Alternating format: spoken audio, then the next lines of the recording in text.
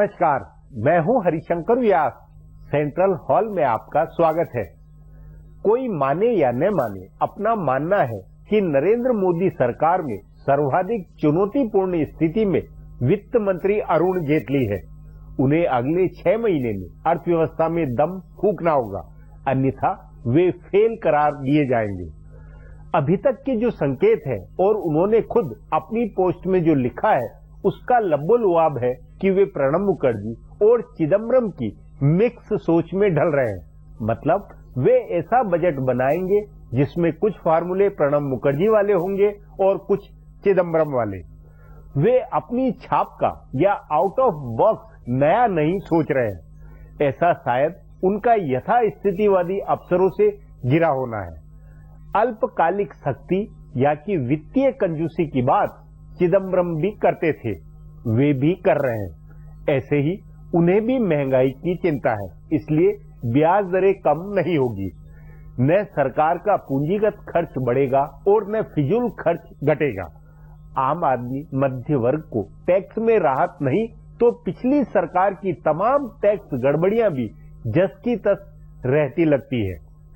ले देकर चिदम्बरम ने कंजूसी और सख्ती की जो लकीर बनाई थी, उसी को पीटते हुए अरुण जेटली उस पर विकास दर के 6% छू लेने की बातें करेंगे।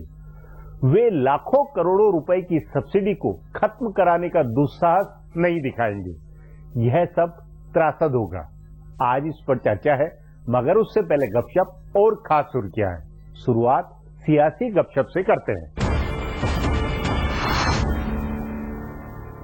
कांग्रेस पार्टी में अपने कई रहनुमाओं के इंतखाबात के बाद के बर्ताव का बारीकी से ध्यान रखा जा रहा है। इंतखाबी नताइज के बाद से पार्टी के कई रहनुमाओं का रवैया बदला हुआ है और इसे लेकर पार्टी फिक्रमंद है। महाराष्ट्र के मिलिंद देवड़ा ने राहुल गांधी के मुशीरों को लेकर सवाल उठाए, पर उनको लेकर फिक्र नहीं है। सबसे ज्यादा फिक्र शशि थरूर, नवीन जिंदल, संजय निरुपम और जयराम रमेश को लेकर है। पार्टी के कई रहनुमा रमेश की बीजेपी रहनुमाओं से हो रही मुलाकातों को लेकर भी परेशान है। हुकूमत बनने के बाद रमेश आजहानी वजीर देही तरक्कियात गोपीनाथ मुंडे से मिलने चले गए थे और उन्होंने वजीर माहौलियात व जंगलात प्रकाश जावड़ेकर से भी मुलाकात की। बताया जा रहा है कि कांग्रेस के आला रहनुमाओं से उन्होंने इस बारे में बात नहीं की थी। शशि थरूर ने तो वजीर आजम नरेंद्र मोदी को पुराने मोदी का दूसरा पहलू बताते हुए उनकी तारीफ कर डाली। इसे लेकर दिग्विजय सिंह और मणिशंकर अय्यर ने उनको नसीहत भी दी। बताया जा रहा है कि नवीन जिंदल का भी नजरिया बदला हुआ है। एक रिपोर्ट के मुताबिक गुज़िश्ता दिनों उनकी कंपनी ने कांग्रेस नायब सदर राहुल गांधी को तैयारा देने में बहानेबाजी कर दी थी। संजय निरुपम के मुताबिक कांग्रेस की हालत इतनी खराब थी कि अगर नरेंद्र मोदी भी कांग्रेस के टिकट पर लड़ते तो हार जाते। महाराष्ट्र के साबिक वजीर आला AR अंतुले ने तो हार के लिए सीधे कांग्रेस आला कमान को ही जिम्मेदार ठहरा दिया। आंध्र प्रदेश के नए वजीर आला के तौर पर चंद्रबाबू नायडू की हलफबरदारी तकरीब में जमकर गैर कांग्रेसियों की सियासत हुई है। इस हलफबरदारी तकरीब में कांग्रेस के साथ जा सकने वाली पार्टियों और गैर कांग्रेसी सियासत करने वाली पार्टियों के बीच दरार साफ नजर आई। बीजेपी के साथ साथ एनडीए की पार्टियों, खासकर अकाली दल और शिवसेना के रुकने पार्लियामेंट, वजीर और वजीर आला सब हलफबरदारी तकरीब में शामिल हुए। ओडिशा के वजीर आला नवीन पटनायक ने इसमें हिस्सा लिया। पंजाब के वजीर आला प्रकाश सिंह बादल और नागालैंड के वजीर आला भी शामिल हुए। तमिलनाडु की वजीर आला जयललिता नहीं जा सकी, लेकिन उन्होंने खत लिखा और अपने 2 काबीनी वज़रा को हलफबरदारी तकरीब में भेजा। बीजेपी के तमाम सीनियर रहनुमा तकरीब में मौजूद रहे। इससे जाहिर है कि मरकज में कांग्रेस के खिलाफ एक ब्लॉक बन रहा है, जिसमें बीजेपी और एनडीए की दूसरी पार्टियों के साथ साथ बीजू जनता दल और अन्ना डीएमके भी शामिल हो सकते हैं। इसके उलट गैर बीजेपी सियासत करने वाली पार्टियां नायडू की हलफबरदारी तकरीब से गायब रही। इन पार्टियों के बारे में माना जा रहा है कि वो देर सबेर कांग्रेस के साथ यूपीए में जा सकती है। इनमें तेलंगाना के वजीर आला के चंद्रशेखर राव भी शामिल है और आंध्र प्रदेश की अहम हलीफ जमात के रहनुमा जगन मोहन रेड्डी भी हैं। उनके अलावा जेडीयू और तृणमूल कांग्रेस का भी नाम लिया जा सकता है। कांग्रेस सदर Sonia Gandhi Nehru memorial museum library के सदर के ओहदे से मुस्ताफी हो गई हैं। हालांकि गुज़िश्ता हुकूमत में मुंतखब किए गए डायरेक्टर महेश रंगराजन वहां रहेंगे, लेकिन अब सदर और मिंबर नई हुकूमत मुंतखब करेगी। तभी ये सवाल उठा है कि क्या इस तब्दीली के बाद लाइब्रेरी में रखे मुल्क के पहले वजीर आजम पंडित जवाहरलाल नेहरू के खतूत मंजर आम ला दिए जाएंगे। मशहूर सहाफी कुलदीप नैयर ने अपनी एक किताब के सिलसिले में इन खतूत को देखना चाहा था। उन्होंने लंदन से लेकर नेहरू लाइब्रेरी तक इन दस्तावेजों को एक्सेस करने की कोशिश की थी। उस वक्त के वजीर खारजा नटवर सिंह को उन्होंने अपील की थी, लेकिन बाद में उनको बताया गया कि सोनिया गांधी की इजाजत के बगैर नेहरू के कुछ खत कोई नहीं देख सकता। नैयर का मानना है कि इनमें वो खतूत शामिल हैं जो नेहरू ने लेडी माउंटबेटन को लिखे थे या लेडी माउंटबेटन ने उनको लिखे थे। कुलदीप नैयर की किताब के मुताबिक नेहरू के वजीर आजम बनने के बाद काफी अरसे तक एयर इंडिया का जो तैयारा लंदन जाता था, रोज उससे उनका एक खत लेडी माउंटबेटन के नाम से जाता था। नेहरू और लेडी माउंटबेटन के बीच हुए खतो खिताबत को खुफिया रखा गया है। अब उम्मीद की जा रही है कि इन दस्तावेजों पर से खुफिया का टैग हट जाएगा। अब आज की सुर्खियां हैं, ये लीक से कुछ हटकर है और इनसे देश की दशा दिशा को बूझ सकेंगे। 16वीं लोकसभा के पहले मुश्तरका इजलास को खिताब करते हुए सदर मोहतरम प्रणब मुखर्जी ने वजीर आजम नरेंद्र मोदी की हुकूमत का एजेंडा मुल्क के सामने रखा। सदर मोहतरम ने कहा कि हुकूमत बड़े इख्तिसादी इस्लाहात के एजेंडे को आगे बढ़ाएगी और निजी व सरकारी सरमायाकारों के जरिए रोजगार के मौके पैदा करेगी। उन्होंने ये भी कहा कि हुकूमत गुड्स एंड सर्विस टैक्स को नाफिज करेगी। सदर मोहतरम ने पार्लियामेंट में खिताब में बताया कि मोदी की हुकूमत एक आम सेस टैक्स नाफिज करेगी, गैर मुल्की सरमायाकारी को बढ़ावा देने की पॉलिसी अपनाएगी और बड़े कारोबारी प्रोजेक्टों को मंजूरी देने की स्पीड बढ़ाई जाएगी। खाने पीने की चीजों की महंगाई के साथ साथ हर जरूरी चीज को महंगाई को काबू में करना हुकूमत की तरजीहात में रहेगा। सदर मोहतरम ने कहा कि तेज इक्तिसादी तरक्की की शरह के रास्ते पर लौटना हुकूमत की पहली तरजीह है। प्रणब मुखर्जी ने अगले 8 साल में यानी 2022 तक मुल्क के हर शहरी को रिहाइश, बैतुल खला और पानी का साफ पानी मुहैया कराने की एनडीए हुकूमत की सबसे अहम स्कीम का भी ऐलान किया। हुकूमत एक तवानाई पॉलिसी भी लाएगी ताकि 2022 तक हर घर में बिजली पहुंचाई जा सके। सदर मोहतरम ने ये भी बताया कि हुकूमत बेटियों को पढ़ाओ बेटी को बचाओ के नाम से लड़कियों को बचाने की एक स्कीम चलाएगी। प्रणब मुखर्जी ने खवातीन रिजर्वेशन के मसले पर कहा कि उनकी हुकूमत 33% रिजर्वेशन दिलाने के अपने अज़्म पर कायम है। सदर मोहतरम ने अदालती इस्लाहात की जरूरत बताते हुए कहा कि ताखीर से इंसाफ मिलने का मतलब न्याय नहीं मिलना है। सदर मोहतरम प्रणब मुखर्जी ने पार्लियामेंट के दोनों ऐवान को मुश्तरका खिताब करते हुए कहा कि उनकी हुकूमत बैरून ममालिक में जमा हिंदुस्तानी शहरियों की ब्लैक रकम वापस लाने के अपने अज़्म पर कायम है। उन्होंने कहा कि नरेंद्र मोदी हुकूमत हिंदुस्तानियों के गैर मुल्की बैंकों में जमा गैर कानूनी रकम को वापस लाने के लिए तमाम ममालिक से राब्ता करेगी। उन्होंने कहा कि उनकी हुकूमत मुल्क को बदुनवानी और ब्लैक मनी के कलंक से आज़ादी दिलाने के अपने अज़्म पर कायम है। इस सिमत में पहला कदम उठाते हुए हुकूमत ने एक SIT कायम की है। उन्होंने कहा कि इस काम को बैरून ममालिक की हुकूमतों के साथ सरगर्मी से राब्ता करके जोर शोर से आगे बढ़ाया जाएगा। मरकजी हुकूमत ने मुल्क के अक़लियतों को कई तरह से भरोसा दिलाया है। सदर मोहतरम प्रणब मुखर्जी ने पार्लियामेंट के सेंट्रल हॉल में दिए गए अपने खिताब में कहा कि उनकी हुकूमत फिरकावाराना फसादात के मामले में जीरो टॉलरेंस की पॉलिसी पर चलेगी। इसके साथ ही हुकूमत ने दहशतगर्दी और नक्सली मसले पर भी जीरो टॉलरेंस की पॉलिसी अपनाने का ऐलान किया। उन्होंने कहा कि उनकी हुकूमत फिरकावाराना फसादात को रोकने के लिए रियासतों के साथ मशवरा करके एक स्कीम तैयार करेगी। प्रणब मुखर्जी ने यह भी कहा कि ये बदकिस्मती की बात है कि मुल्क का अक़लियती तबका अब भी गरीबी का शिकार है और सरकारी स्कीमों का फायदा उन तक नहीं पहुंच पाता है। सदर मोहतरम ने नई हुकूमत का अक़लियतों की फलाह बहबूद का एजेंडा सामने रखते हुए कहा कि हुकूमत मुल्क की तरक्की में हर अक़लियती शहरी को हिस्सेदार बनाने के अज़्म को दोहराती है। नरेंद्र मोदी ने लोकसभा इंतखाबात की तशहीर के दौरान अपने तकरीर में जिन इशूज और जुमलों का इस्तेमाल किया उनकी झलक आज सदर मोहतरम के तकरीर में भी नजर आई। मोदी अक्सर कहते थे कि 2014 का इंतखाब उम्मीदों का इलेक्शन है। आज तकरीर में सदर मोहतरम ने ये बात भी कही। इसी तरह मोदी एक हिंदुस्तान अजीम हिंदुस्तान के लिए पोलिंग की बात करते थे। सदर मोहतरम ने इसका भी जिक्र किया। मोदी हर तकरीर में बीजेपी के लिए मुकम्मल अक्सरियत का मुतालबा कर रहे थे ताकि मजबूत हिंदुस्तान की तामीर हो सके। आज सदर मोहतरम की तकरीर में भी इसका जिक्र हुआ कि लोगों ने अक्सरियत की हुकूमत मुंतखब की है ताकि मजबूत और जदीद हिंदुस्तान तैयार किया जा सके। नौजवानों के लिए हर हाथ हुनर का नारा दिया गया और हर रियासत में IIT व IIM खोलने की भी बात कही गई है। इंतखाबी तशहीर के दौरान उठे जम्मू कश्मीर मसले का भी जिक्र आया और कहा गया कि हुकूमत कश्मीरी पंडितों की बाज़ाबातकारी कराएगी। अभी तक राज्यसभा में हिस्ब इख्तिलाफ के रहनुमा का किरदार अदा कर रहे अरुण जेटली अब ऐवान बाला के रहनुमा मुंतखब हो गए हैं और उनकी जगह कांग्रेस के गुलाम नबी आजाद हिज़्ब इख्तिलाफ के रहनुमा चुने गए हैं।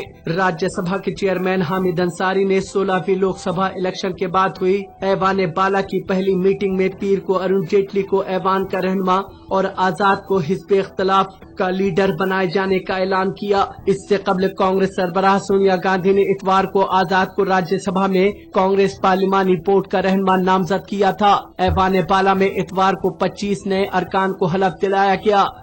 16वीं लोकसभा के इंतखाबी नतीजों के बाद आज पहली बार वजीर आजम नरेंद्र मोदी और कांग्रेस के नायब सदर राहुल गांधी आमने सामने हुए और इंतखाबी तशहीर की तलखी को भुलाकर दोनों पूरी गर्मजोशी के साथ मिले। इससे कबल लोकसभा में नरेंद्र मोदी और कांग्रेस सरबराह सोनिया गांधी ने 2 बार एक दूसरे का गर्मजोशी से इस्तकबाल किया था और सोनिया ने मोदी को मुबारकबाद भी दी थी। आज पार्लियामेंट के सेंट्रल हॉल में दोनों ऐवान के मुश्तरका इजलास में सदर का खिताब खत्म होने के बाद सदर मोहतरम प्रणब मुखर्जी को रुखसत करने के लिए जाते हुए नरेंद्र मोदी जब सदर मोहतरम के पीछे चलते हुए सेंट्रल हॉल के बाहरी दरवाजे की जानिब बढ़ रहे थे तो बीच के गलियारे की कतार में राहुल गांधी खड़े थे। राहुल गांधी को देखते ही मोदी ने बड़ी गर्मजोशी के साथ उनका हाथ दबाया और दोनों ने एक दूसरे का इस्तकबाल किया। फिलहाल अब एक ब्रेक है, फिर खुलासा होगा।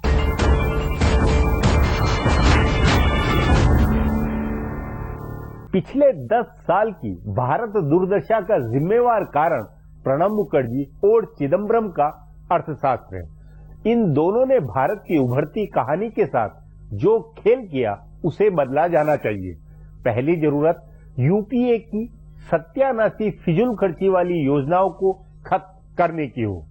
मनरेगा, खाद्य सुरक्षा आदि को खत्म करना चाहिए, लेकिन इसका राजनीतिक साहस नरेंद्र मोदी या अरुण जेटली क्या दिखला सकते हैं? इस पर आगे चर्चा करें, उससे पहले देखें मेरा ये खुलासा। नरेंद्र मोदी की हुकूमत के वज़रा में सबसे पहले जिस वजीर का इम्तिहान होना है वो अरुण जेटली हैं। नई हुकूमत का पहला बजट तैयार करने का काम शुरू हो गया है। जेटली अलग अलग ग्रुपों से मिलने लगे हैं और उनकी राय ले रहे हैं। अभी तक का जो रुझान है वो ज्यों को त्यों रखने वाला है। उन्होंने रिजर्व बैंक के गवर्नर रघुराम राजन से मुलाकात की और उसके बाद नई हुकूमत के पहले तज्जिये में पॉलिसी साथ सूद की शरह में कोई तब्दीली नहीं की। इसे जेटली का असर कह सकते हैं कि रिजर्व बैंक ने बाजार में 40,000 करोड़ रुपए की रकम लिक्विडिटी बढ़ाई ताकि तरक्की को रफ्तार मिल सके, लेकिन मॉनिटरी पॉलिसी में कोई इनकलाबी तब्दीली करने की सोच नजर नहीं आई। महंगाई रोकना हुकूमत की पहली अव्वलियत है। इसमें नरेंद्र मोदी की हुकूमत और खासकर अरुण जेटली के कामकाज की रिपोर्ट 3 महीने में दिख जाएगी। हुकूमत एक तरफ मॉनिटरी पॉलिसी के जरिए महंगाई काबू करने की कोशिश कर रही है तो दूसरी जानिब सप्लाई सुधार कर और कालाबाजारी रोक कर भी महंगाई रोकने की कोशिश होगी। लेकिन मुश्किल ये है कि हुकूमत बनने से ठीक पहले दूध की कीमत में 2 रुपए फी लीटर का इजाफा हुआ और हुकूमत बनते ही चीनी की कीमत में भी इजाफा हुआ है और हर महीने डीजल की कीमत में 50 पैसे फी लीटर के इजाफे की पॉलिसी भी जारी है। ऊपर से मानसून का बहरान है। खबर है कि प्याज की कीमतें फिर बढ़ने वाली हैं। मौसमी सब्जियों, फल और दूध वगैरह की कीमतों में इजाफे से महंगाई की शरह 8.5% से ऊपर चली गई है। महंगाई रोकना एक अव्वलियत है तो तरक्की की शरह बढ़ाना, उभरते हिंदुस्तान की कहानी को पटरी पर लाना, इन्वेस्टमेंट बढ़ाने के मंसूबे को दरमियानी तबके को टैक्स से राहत देना और मुल्क की इक्तिसादियात को खसारे में ले जाने वाली फलाही स्कीमों की मुबैना प्रोजेक्ट को कंट्रोल करना दूसरी तरजीह है। सब्सिडी पर काबू पाना भी हुकूमत की अव्वलियत होनी चाहिए, क्योंकि उसके बगैर हिंदुस्तान की इक्तिसादियात में टिकाऊ और मुस्तहकम तरक्की के बारे में सोचा नहीं जा सकता। यूपीए की हुकूमत ने इंतखाबी मजबूती में खैरात बांटने और सब्सिडी देने की मुआशी पॉलिसी पर मुल्क को चलाया था। एनडीए हुकूमत की ऐसी कोई मजबूरी नहीं दिख रही है, इसीलिए वो जुर्रतमंदाना इकदाम कर सकती है। लेकिन अभी तक अरुण जेटली ने ऐसा कोई रुझान नहीं दिखाया है। इससे ऐसा लग रहा है कि जेटली गुज़िश्ता हुकूमत के मंसूबों को ही थोड़ी बहुत तब्दीली के साथ आगे बढ़ाने की सोच में है। लेकिन ये सोच नरेंद्र मोदी के विजन के साथ कैसे मेल खाएगी, ये बड़ा सवाल है। नरेंद्र मोदी वाइब्रेंट गुजरात की तर्ज पर वाइब्रेंट इंडिया इजलास कराने की सोच रहे हैं। इसका मकसद दुनिया भर में हिंदुस्तान की इक्तिसादियात के बारे में मुस्बत पैगाम देना है और दुनिया भर के सरमायाकारों को लुभाना है। लेकिन ये तब तक कामयाब नहीं होगा जब तक इक्तिसादी पॉलिसियों में जुर्रतमंदाना फैसले नहीं होते हैं। इक्तिसादी इस्लाहात के जो फैसले कई बरसों से अटके पड़े हैं उनको आगे नहीं बढ़ाया जाता है और टैक्स उसूलों में जरूरी तब्दीली नहीं की जाती है, तब तक दुनिया के सरमायाकारों को लुभाना मुश्किल है। डीटीसी से लेकर जीएसटी तक कई इक्तिसादी इस्लाहात के फैसले हैं जो कराने हैं। कामयाब वजीर खजाना बनने के लिए जेटली को दबाव डालकर फैसले कराने होंगे। अब एक ब्रेक है, उसके बाद नई सरकार की आर्थिक सोच पर चर्चा करेंगे।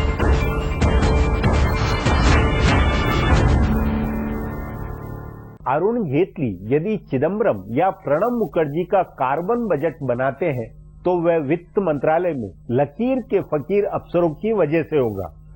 वित्त मंत्री अरुण जेटली को एकदम नए फार्मूलों से ऐसा कुछ करना चाहिए जिससे आर्थिकी एक झटके में सुधरने लगे तो आम आदमी भी टैक्स और टैक्स प्रशासन में सुधार पाए। इस पर चर्चा के लिए आज मेरे साथ आर्थिक मामलों के जानकार आनंद प्रधान है।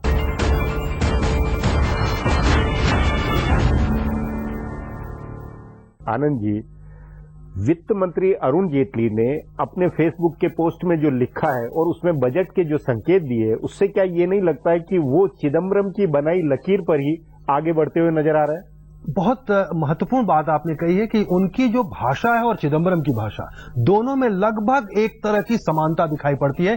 कई ऐसे शब्द हैं जिनको वो उसी तरह से इस्तेमाल कर रहे हैं जैसे चिदम्बरम इस्तेमाल किया करते थे। जैसे वो कह रहे हैं कि सबसे ज्यादा उनका जोर फिस्कल कंसोलिडेशन पर होगा, यानी वित्तीय राजकोषीय घाटे को कम करने पर वो सबसे ज्यादा जोर देंगे और इसके जरिए वो उनका कहना है कि वो महंगाई पर कंट्रोल करना चाहते हैं, इसके जरिए ही वो ग्रोथ पर जोर देना चाहते हैं। लेकिन मुझे लगता नहीं कि जिस उपाय को करके चिदम्बरम फेल रहे और उसी तरह की भाषा और रणनीति को अपना करके आप अर्थव्यवस्था को फिर से सुधार पर ला सकते। नहीं, तो उसी अनुसार मेरा ये कहना है कि वो फिजूल खर्ची को रोककर, बुरी तरह रोककर, और उसके साथ में वो विकास पर, निवेश के ऊपर, सरकारी पूंजीगत खर्चे के ऊपर जोर देते हुए, मतलब एक बिल्कुल अलग विकल्प था। बहुत ही महत्वपूर्ण बात है कि एक तरफ जो अरुण जेटली कह रहे हैं और दूसरी तरफ आर्थिक विचारक अरविंद पनागिरिया वो ये कह रहे हैं, और ये बहुत लोगों को चौंकाने वाली बात लगी कि इस समय राजकोषीय घाटे की चिंता मत करिए, अर्थव्यवस्था में सुधार लाने के लिए आपको निवेश करने की जरूरत है, जंप करना चाहिए आपको। एक तरफ जिसको हम पंप प्राइमिंग कहते हैं कि अर्थव्यवस्था में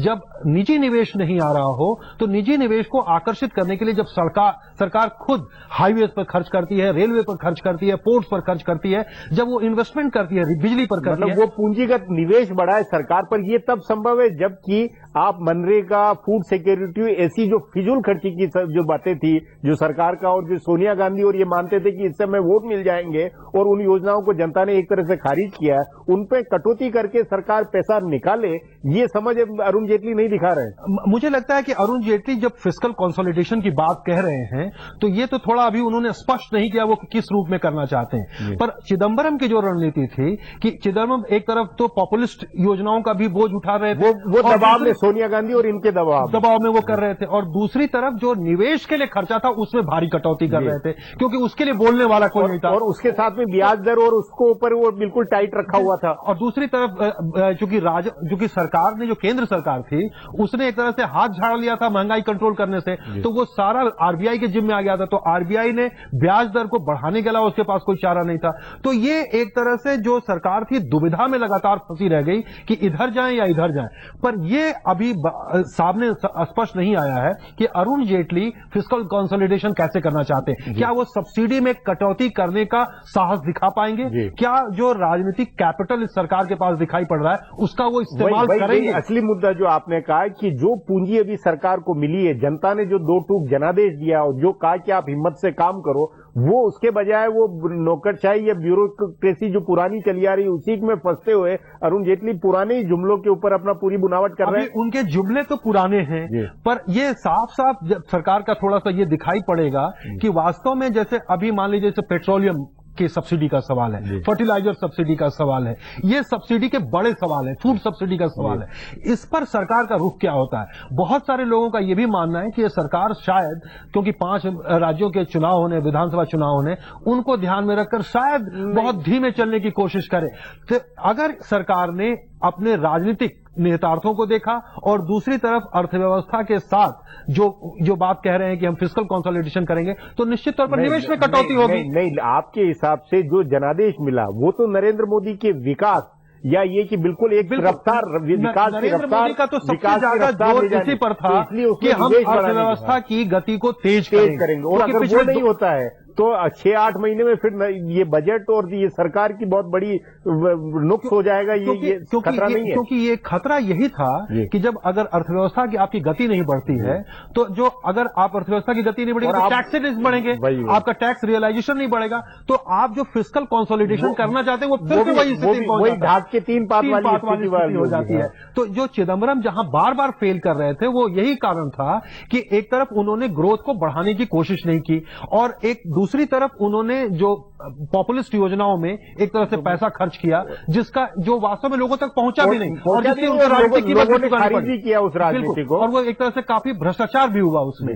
तो उसको देखते हुए क्या ये सरकार में इतना राजनीतिक साहस है कि उससे अलग हट करके, और जो माना जाता है कि पहले साल में जो सरकार चुनाव जीत के आई हो इतने बड़े राजनीतिक उसी साल में सबसे सख्त फैसले करने पड़े नहीं, और उसके साथ में सख्त फैसले भी और आउट ऑफ बॉक्स कुछ नया, कुछ बिल्कुल एकदम नई छाप, जो अरुण जेटली की अपनी छाप हो वो कुछ निकलने आनी चाहिए था। और दूसरी बात ये है कि अरुण जेटली के पास मौका है ये। अब सवाल ये है कि अरुण जेटली क्या वो आउट ऑफ बॉक्स थिंकिंग के बारे में सोच रहे हैं? अभी तक जो दिखाई पड़ रहा है कि उनको ये लग रहा है कि एक माहौल बदला है, इस माहौल बदलने से जो पॉजिटिव संकेत गया है उससे जो हमारी इंडस्ट्री है, जो फॉरेन कैपिटल है, वो हवा से बदल जाएगा। बिल्कुल, और बाकी तो जो चिदम्बरम के फार्मूले उस पर अमल करते रहे। बिल्कुल, फील गुड के तहत वो रघुराज राजन को भी जिस तरह ब्याज दर को लेकर और इस तरह में अभी जो सावधानी बरती जा रही वो ठीक चिदम्बरम वाले पैटर्न पर। राजन ने तो साफ कह दिया है कि अभी जब तक वो सरकार की तरफ से कोई ठोस खुद यानी बजट में संकेत नहीं आता है तब तक वो जो ब्याज दरों में बढ़ोतरी का या उसको बनाए रखने पर उसे वो पीछे नहीं हटने वाले हैं। तो इस स्थिति में अब असली फैसला अरुण जेटली को करना है और अरुण जेटली के सामने जो ऐसा दिखाई पड़ रहा है कि उनको लग रहा है कि जो हमने एक माहौल बदला है, फील गुड पैदा हुआ है, उससे एनिमल स्पिरिट जो इंडस्ट्री की जगेगी उससे इकोनॉमी अपने आप पटरी पर आ जाएगी, पर अपने आप पटरी पर नहीं आती है। और वो तो कुल मिला के वही ढाक के 3 पात, और वही ये होगा कि कुछ फार्मूले प्रणब मुखर्जी वाले ले लिए, कुछ चिदम्बरम वाले ले लिए, कुछ अधिकारियों ने बैठ के अपने बना लिए और एक वही खिचड़ी, जिसको हम कहते हैं रूटीन स्थिति वाली, रूटीन एज यूजुअल वाला। जबकि ये पहला वित्त मंत्री के नाते उनका पहला बजट है, पहली चुनौती, उसमें नई चीजें निकलनी चाहिए। बिल्कुल, और ये अपेक्षा की जा रही है क्योंकि उनको इस तरह का मैंडेट भी है, कोई कॉम्प्रोमाइजेस नहीं करने, किसी तरह के सहयोगियों का दबाव नहीं है। जो उन्होंने कहा था, जिस तरह के वायदे किए थे, और खास करके जो सबसे महत्वपूर्ण वायदा था कि महंगाई कम करेंगे, दूसरा अर्थव्यवस्था को हम फिर से बहुत तेज रफ्तार और विकास और रोजगार वाले जॉब क्रिएशन के काम और पूंजीगत निवेश, जो कि उन्होंने अपने ब्लॉग में भी कहा है कि हमारे सामने असली चुनौती यही है कि जो पिछले दशक की वृद्धि थी या जो ग्रोथ रेट थी वो जॉबलेस ग्रोथ थी। हम जो एम्प्लॉयमेंट है खास करके मैन्युफैक्चरिंग सेक्टर को फिर से रिवाइव करना चाहते हैं, पर मैन्युफैक्चरिंग तब तक रिवाइव नहीं हो सकती जब तक कि आप इन्वेस्टमेंट न करें। जो आप कैपिटल इन्वेस्टमेंट की बात कर रहे हैं वो जब तक आप अर्थव्यवस्था में नहीं करते वो तब तक संभव नहीं है। जी आनंद जी, बातचीत को यहीं समाप्त करेंगे। प्रोग्राम में आने के लिए बहुत बहुत हमारा प्रोग्राम अब यहीं खत्म होता है। मुझे इजाजत दीजिए, कल फिर मिलेंगे इसी चैनल पर इसी समय।